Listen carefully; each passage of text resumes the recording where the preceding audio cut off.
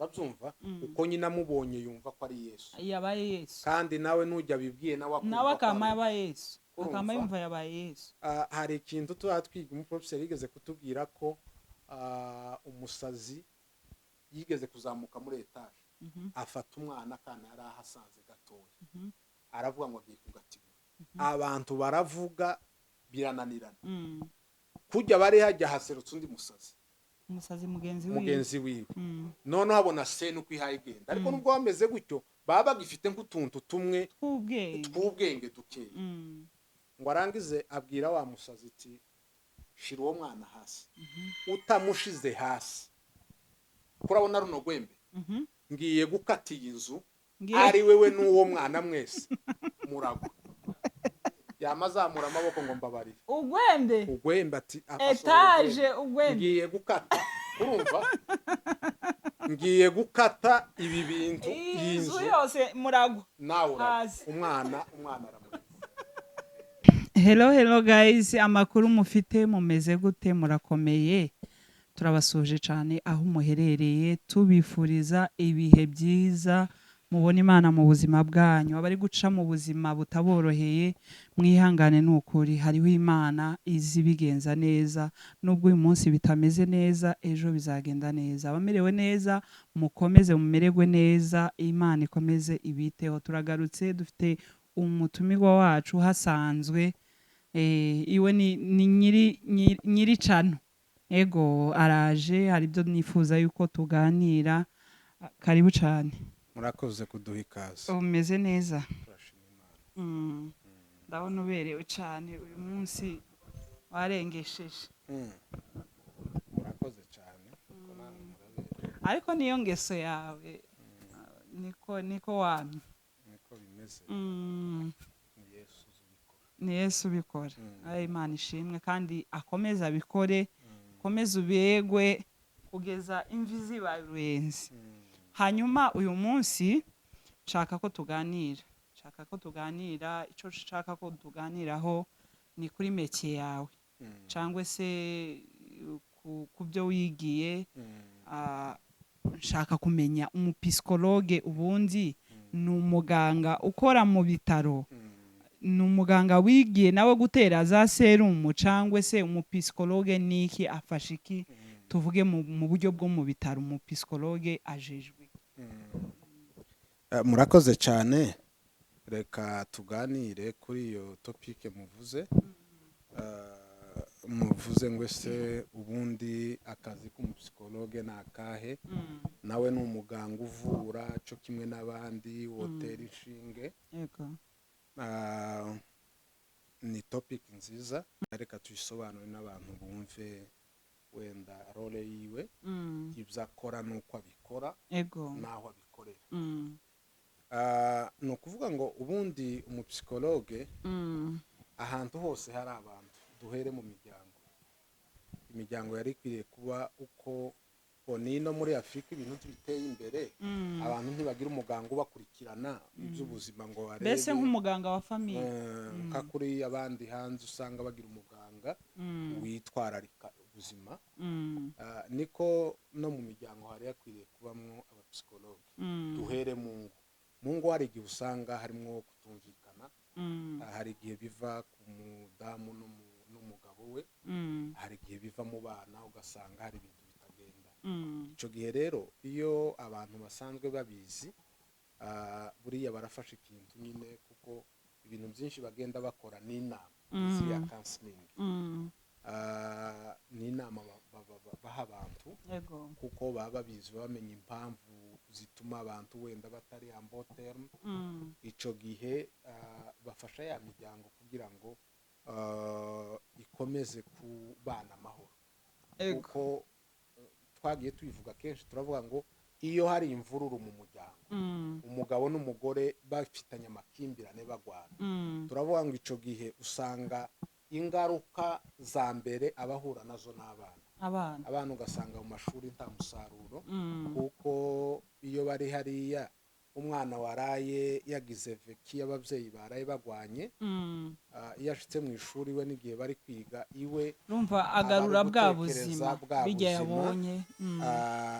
akakora icyo bita revivisance, ni ukugarura ibintu biba byabaye noneho bigatuma ijya concentration wa mwete n'imbaraga yari gushiramo ngo akurikirane ishure ryiwe ugasanga ntawe afite. hari n'ikiganiro duheruka gukora hariya kuri chano ya Rabagirana TV tuvuga kuri ibi bintu abantu bari mu bakora ibi byo kwiyambika ubusa bagashira ku ma social media ma video ibiki uvuga akantu nagatinzeho niya mpamvu n'ubundi ngarutse kugira ngo tukavugeho. Uravuga ngo hari igihe wa muntu ufatiriya video wifata video ashobora kuba afite ikibazo cyo mu mutwe cyangwa uriya muntu wiyambura ubusa akamanika agashira kuri social media, wa muntu ashobora kuba afite ikibazo cyo mu mutwe kimutera biriya bintu. Ibyo bintu bibaho n'ubundi cyane rwose. Urumva n'ibijya twavuze abantu bose bari kubisobanukirwa uko impamvu yabyo nta kintu ciza haba hariho impamvu impamvu yateye cyane. Iyo rero niyo benshi tuma bagwa mu makosa bagakora arenze n'ay'abandi bakoze. Cyo tuma nkubwiye ngo bishitse umuntu mukisanga umuntu agezaho wenyine afata video atambaye cyangwa ari gukora igikorwa giteye isoni yayifatiye wenyine akayisangiza abandi bantu.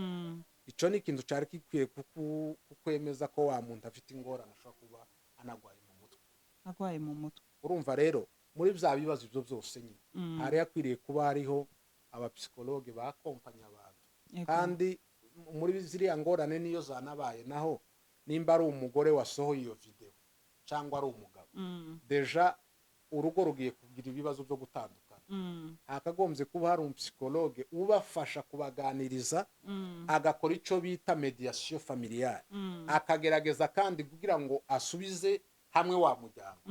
Icyo gihe rero aho ni akamaro ka mbere mu miryango. Ni ukuvuga ngo mu miryango hakenewe abajanama mu by'ukuri.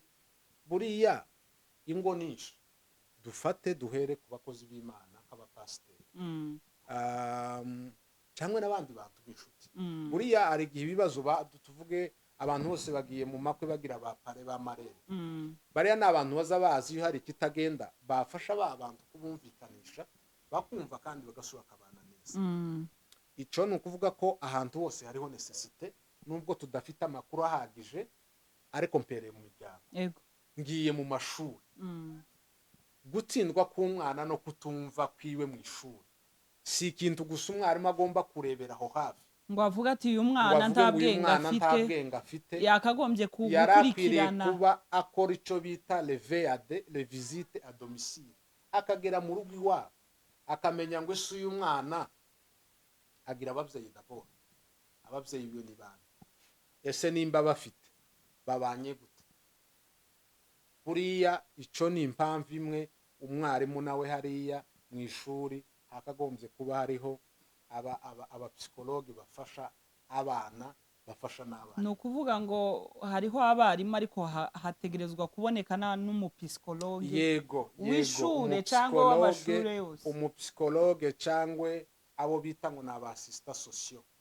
Urumva nidushake tube tuvuze ngo n'umwe kuko n'ubundi ntabahari, urabyumva. Uwo niwe ugerageza kumenya ibibazo byoba biri hagati abana batumva, wa mupsikologe akaba yogerageza kumena wenda de recherche amenye impamvu ituma wa mwana atumva mu ishuri.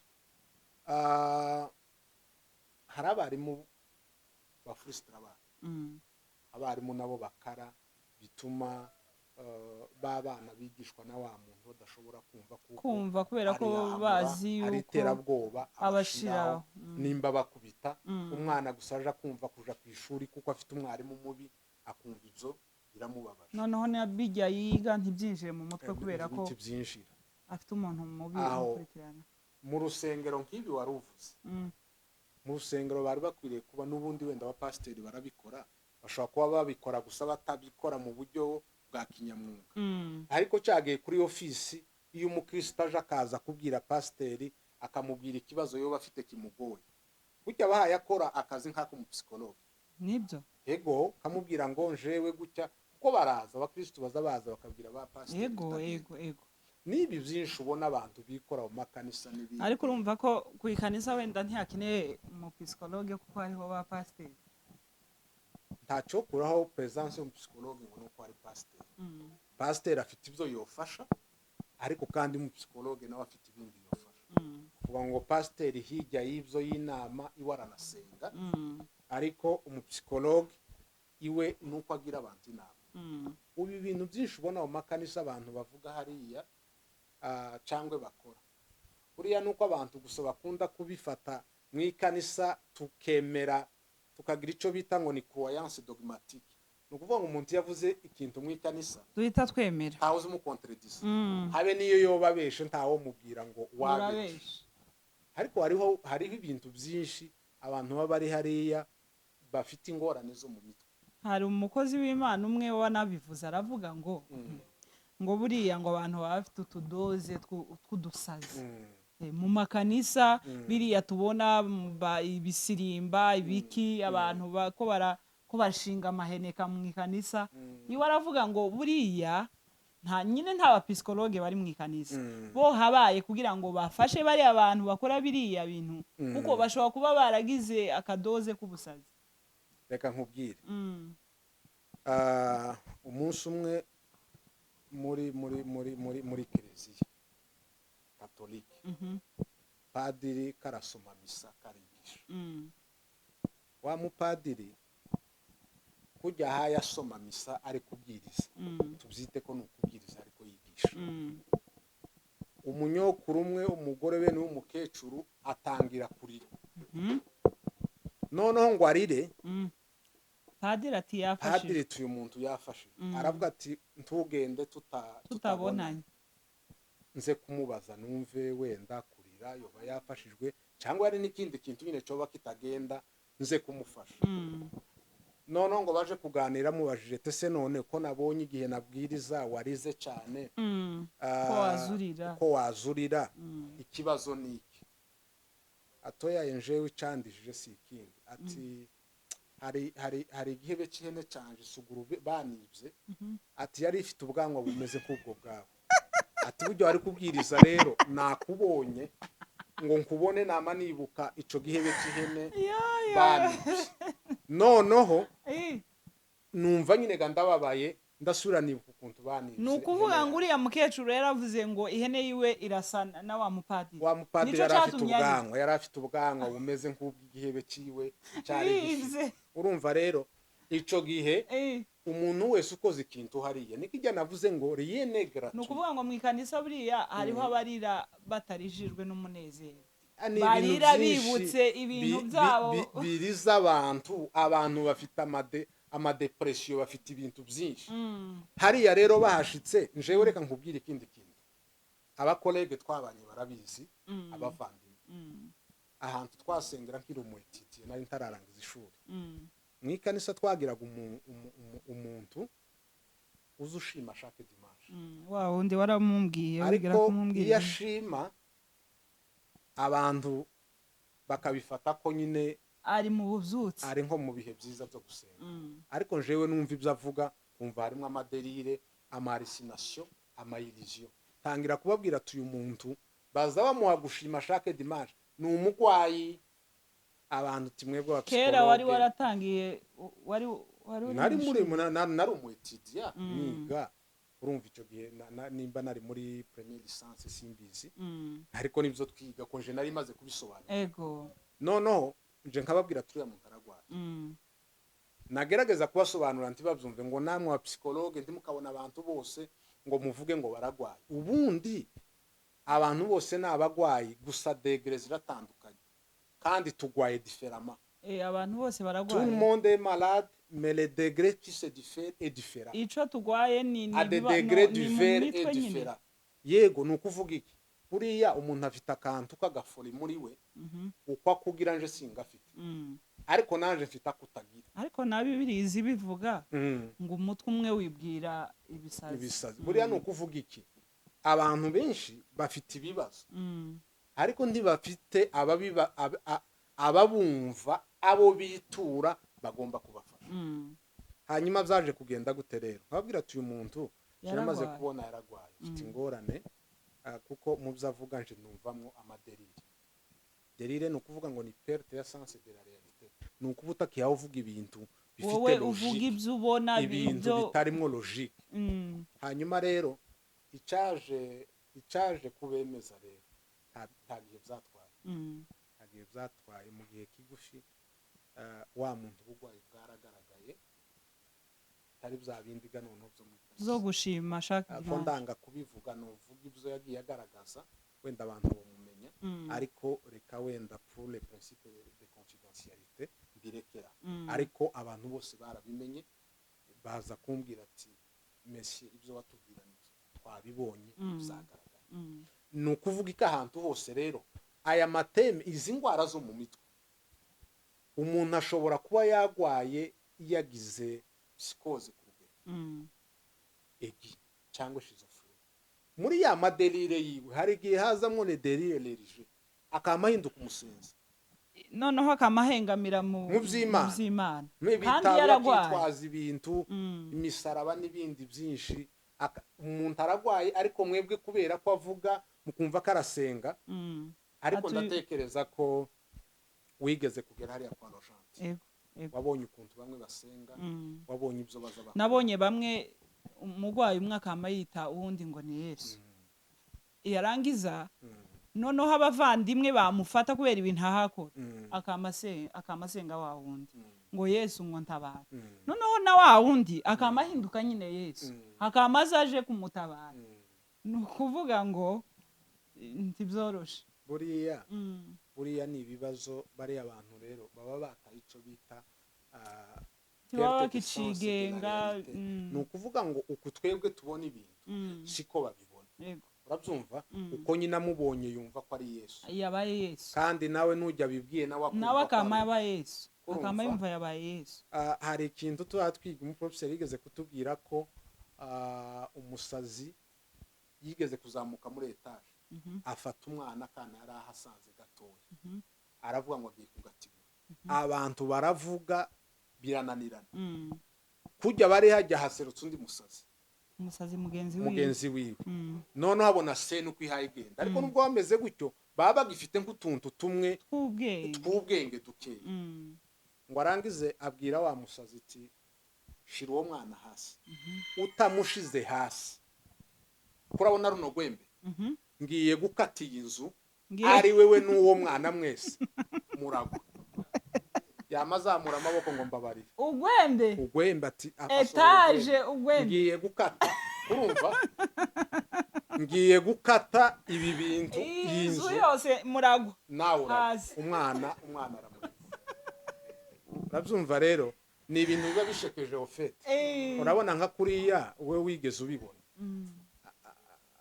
wabonye hariya mu ma urgence psychiatrique ko biba bimeze. Hari igihe babwira umuntu iyo wenda twafashije umuntu hageze ko tugerageza kureba ko yakize, hari igihe umubwira ngo wabona bamwe bavuga nje banzanye hano ntagwaye, jewe ndakomeye, abandi nabo ati ntawuzuza hano atagwaye nawe ntukomeye, kandi babona ko ari abandi bagwaye bahe babivuga. Urumva? Ngo papa na mama ntibabizi ngo nje banzanye ngo kandi nje ngo ndakomeye ngo singwaye. Ujya nyine niwe mugwayi ukomeye, umugwayi ugeze ku rwego atemera. Hari igihe avuga ati ndataha, bakamubwira ati sawa ngaho genda turakurekura, nimunde kure ngenda, akaza fosinga kunyura mu. Hari akantu wavuze umunsi umwe kerekeye ibyo nyine, ngo hari abagwayi batatu ngo bapanga gucika, noneho ngo bagenda bagabura amatashi. Umwe baravuga ngo araja kuzubaza umuzamu, uwundi nawe akingure, uwundi nawe si urumva bapanze gutoroka, ngo bamare gupanga gutoroka, noneho bagenda baheza umuntu icakora. Urumva?